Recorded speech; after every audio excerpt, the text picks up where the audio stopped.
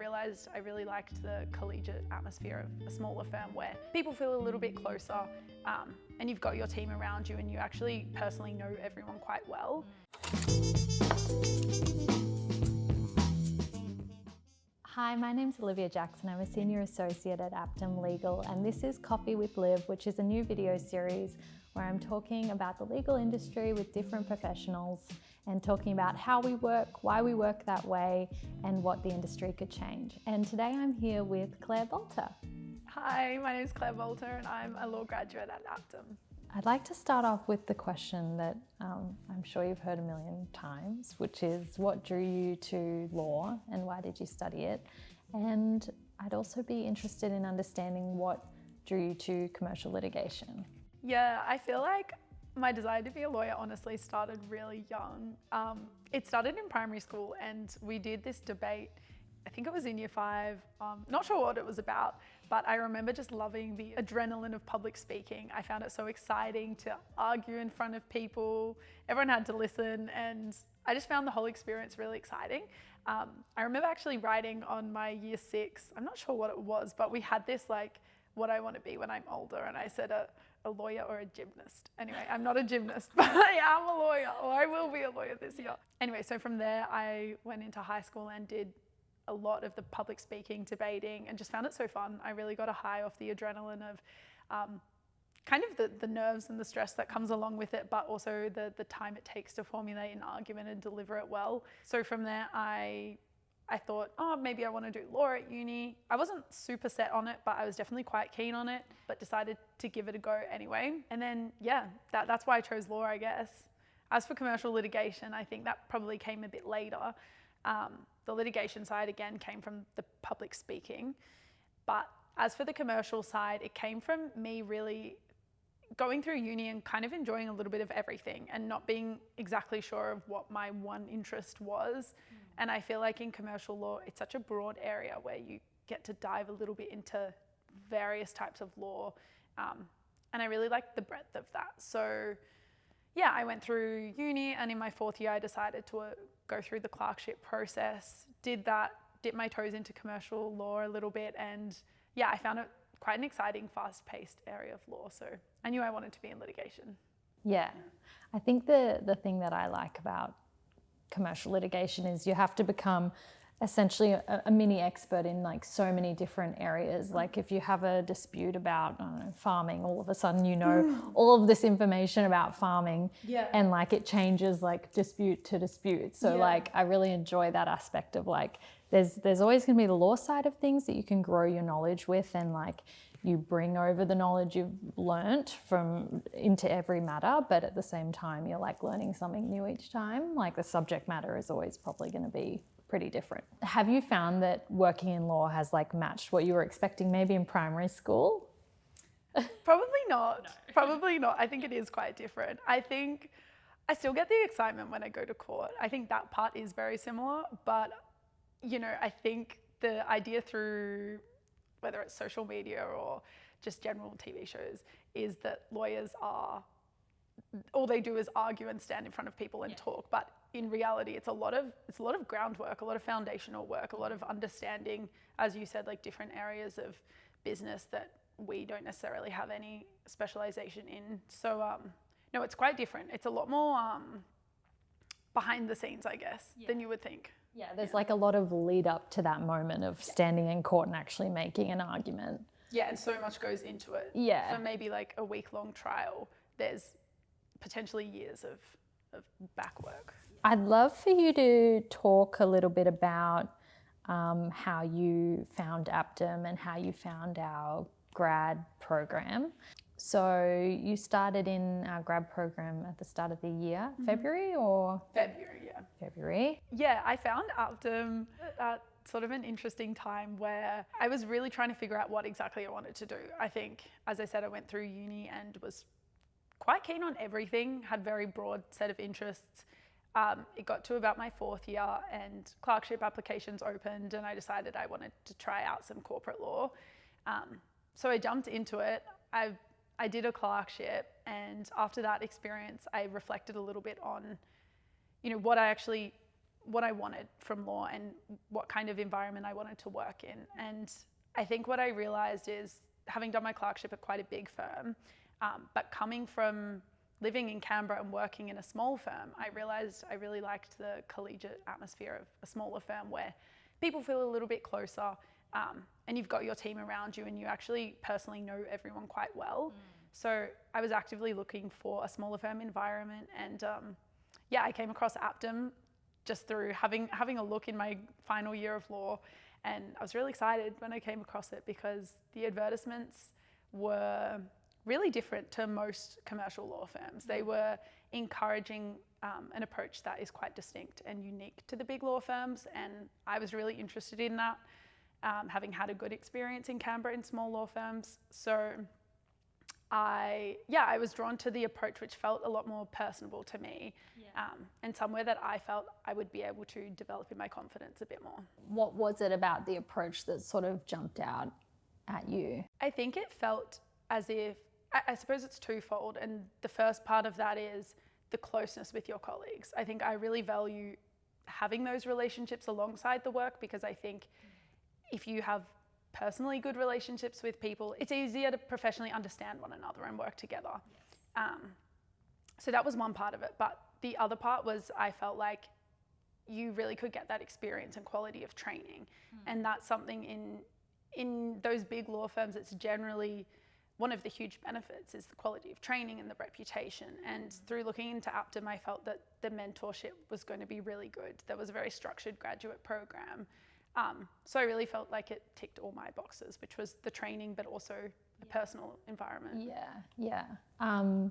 Have you found that it has matched what you were expecting when you applied? Yeah, I do really think so. I think, as I've said, I like everyone, so that's obviously great.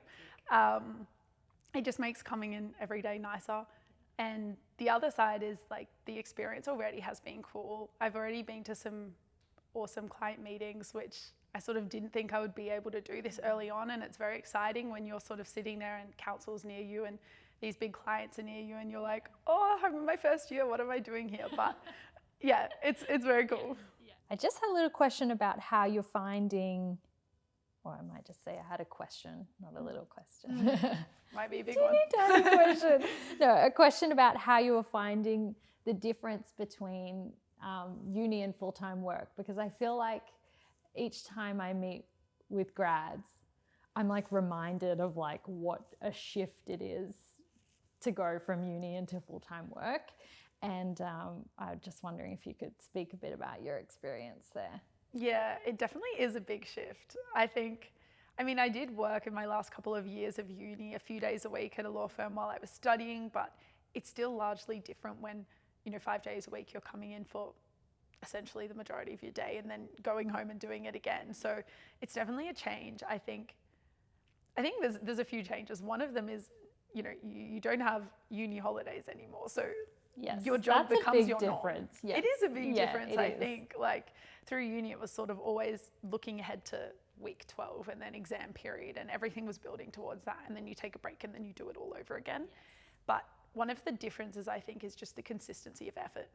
I think with uni, and probably what both of us were saying before, is litigation attracts the kind of person who likes to go hard and fast, or likes to take time off, go 0 to 100 basically. And so I know that for myself, definitely through uni, I had weeks where I was relaxing basically. I would do all my hobbies, have fun with my friends, enjoy the uni life. And then I would have other weeks where I was just locked in studying, go.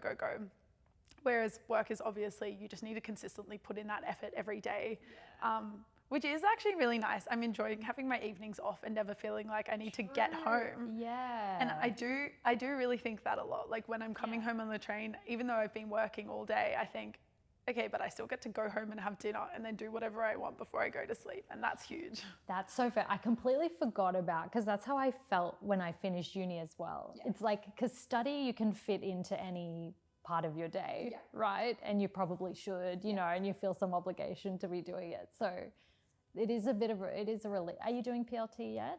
Not yet, but I'll start Okay, in you'll start. a few weeks, yeah. Okay, it'll be sort of back for that. But after I finished PLT, I felt like, oh, okay, this is so nice. There's nothing to think about after work. Yeah.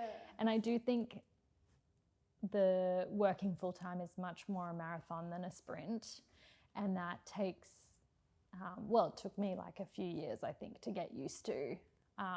Not just trying to go hard at it every day, but understanding that like your effort, you know, you want to be consistent with your effort over a longer period of time. And maybe that means just like calling it at a certain time of the day when you think, oh, I could maybe spend an hour more, but you want to conserve energy for, I used to like run harder every Monday.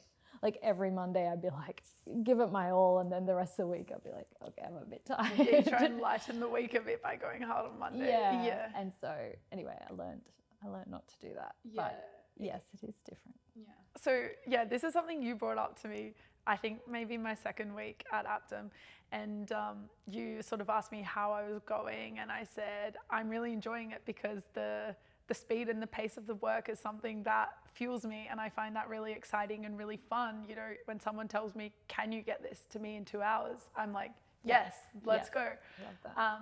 But something you said to me was, you know, just be a little bit wary of always needing that adrenaline and always needing that fuel to keep yourself going, because as great as that is, that, you know, you can work under pressure and you will work under pressure, you can't always be working under pressure because you'll probably burn out, and that's a very stressful place to be in. Yes. And you feel that when you get a task that is quite urgent, you can feel the adrenaline increase and you get excited and you want to do it.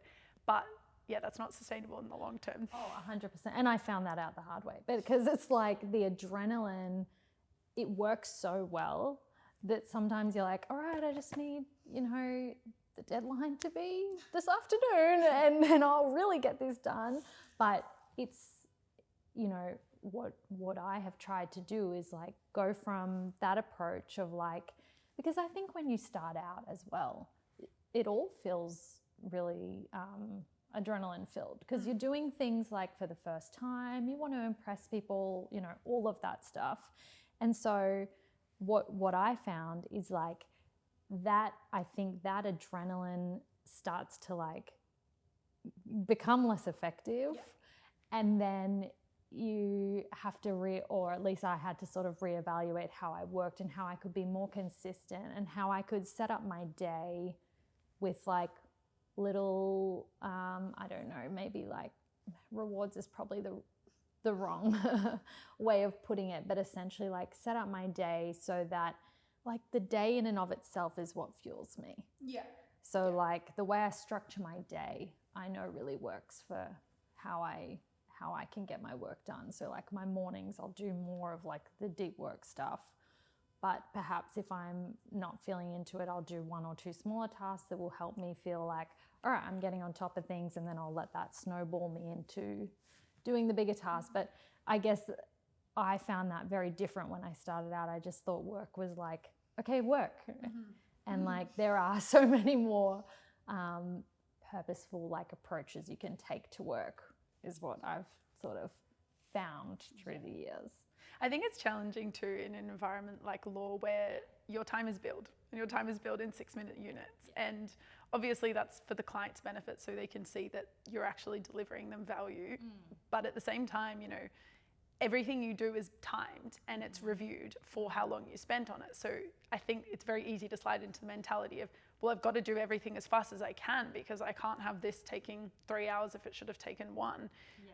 But the reality is, I think that if you have, let's say, 3 tasks for the day and the first one you manage to do it quicker than perhaps the ideal amount of time, the next 2 you're probably going to do a lot slower because you're so tired from the energy it took on the first activity or the first task that then you almost need to make up for it by recouping your energy later. So yeah, definitely finding the balance is something I'm still trying to find it, especially as I'm learning to do new tasks. Like I remember at the start, I mean, it's only been, how long's it been? Like 8 weeks, 2 months. At the start, the tasks that I was getting, I can now look back on and say, wow, that was so simple. Of course I could get it done in that time. Like, of course it was doable.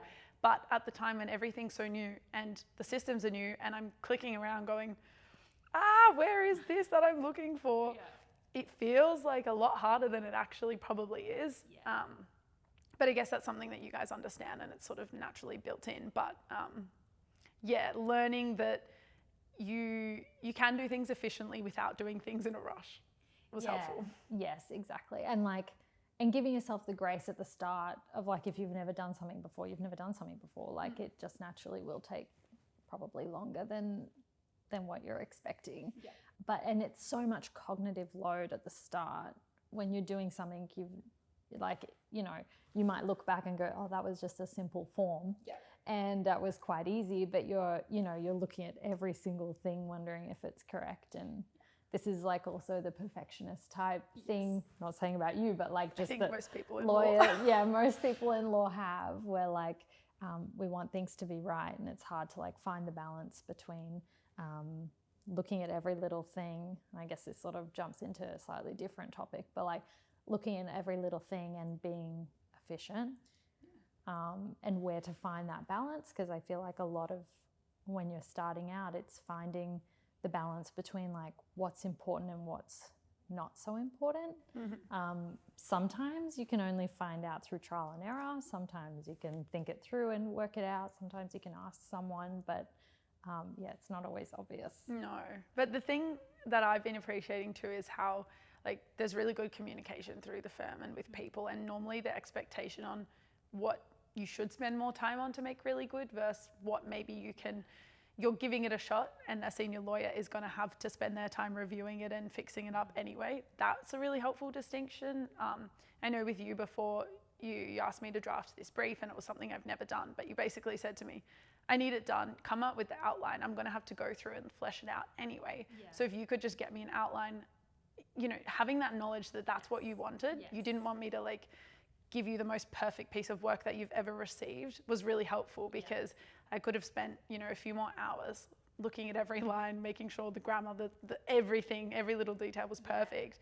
And then you would have gotten it and still changed a lot of it anyway. There's so many hours in there that were just wasted. Yeah, that's such a good point. And like, I think that's something that you do really well, is that you can take on that briefing or that information about like where to focus your energy and go for it in that way, because sometimes I feel like it's hard. Someone might tell you, look, I just want an outline, but you finish the product and you're like, oh, I don't really want to hand this over. I feel like that was something also for me I had to resist against in my career, of like, oh, it's not quite perfect. Let me just change something. And then I'll like funnel it up. Whereas it's more important to like get things moving. You could get it to me and I could go, great, but I need this, this, and this. And then we're still keeping it moving, rather than you trying to come up with what maybe I would want. Yeah. And I think it's less cognitive load too. Yeah. If you go, okay, they've given me instructions to essentially get it done to what I think they want. And then you get it done, and then it is more of this dialogue back and forth of, okay, now add this. And that's more efficient than me trying to almost decode exactly what I think you would consider to be the perfect brief. Exactly. Yeah, and I think you're so right about communication coming into that. I mean, for that example, I was like, look, there's probably not much point me telling you all the background, because I just needed you to come in and do one thing, and it was going to be easier for me to add it in.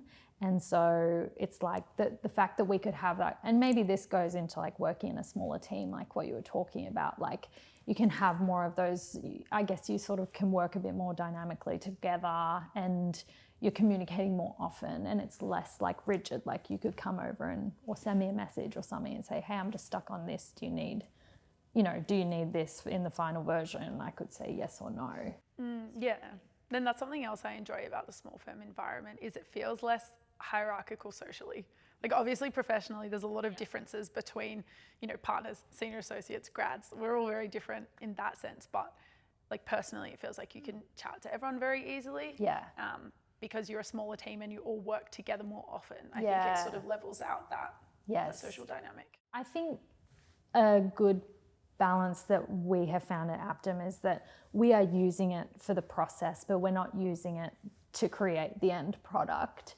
and we are selectively harnessing its capabilities, I would say. So it's not like we tell it, prepare this witness statement and then download it and send it off to the client. I think that a danger of doing that is the client's always going to pick up that it doesn't quite reflect what they've spoken to you about, how they've conveyed certain materials, etc. So it always has that human touch. We take what we get from it and then use it to create what we're creating rather than rely on it to create something. Well, I feel like that feels quite intuitive to us naturally. Like, it feels crazy, the idea that we would receive something and send it straight off. That would never happen. It feels so obvious, but that's like where a lot of the fear mongering around AI use comes from, I think, is people fearing that suddenly people will take their hands off and not give it any oversight. But the way I think of it is, it literally is like another more efficient colleague in your office. And it's, in many ways, you asking AI to draft something for you and then you looking at it and reviewing it is more or less the same as me drafting something for you and giving it to you for you to review. Yeah. Like the process then that you go through is the same. It's a review. You would never, as a graduate lawyer, you would never just take my work and not open the document and send it to the client. Yes. Yeah. So I don't think it's that different. Yeah. I think it's you ask it for help in the areas that you need help. Yeah. And you just use it to generate suggestions, ideas, and if you don't like them, I mean, you have the oversight to pick and choose what you do and don't like. I do think you're right about, like, that's why maybe the industry, I feel like the industry is really picking up AI. Like, I don't know if there are that many firms that are still resisting it. But I do think that resistance really comes from like, well, we have to still do our jobs. And it's like, well, I feel like that's too black and white a way of thinking about it. There's so much more gray. There's so much more ways, many more ways that you can use AI to help you and to be delivering your best work rather than delivering AI's work. Like, that's, obviously never gonna. No, and it never is like that, I don't think. Yeah. But I definitely think starting off using AI felt wrong and I felt guilty for it. Like, I had to tell myself, like, no, this is actually reducing costs for your client and increasing the efficiency of the firm. Like, there's all round positives as long as it's checked. Yeah. But it does feel naturally like, you go through uni and the whole idea of like using someone else to write your stuff, it's so counterintuitive, ingrained into your head is, well, that's academic misconduct, which obviously it would be if you don't have any oversight. But I think it takes a bit of time to get comfortable with how to work with it. Yeah, like it's just like a tool like any other. Yeah. Thank you so much for joining me today, Claire, with the very first episode of Coffee with Liv. Really appreciate you taking the time. Thanks so much for having me.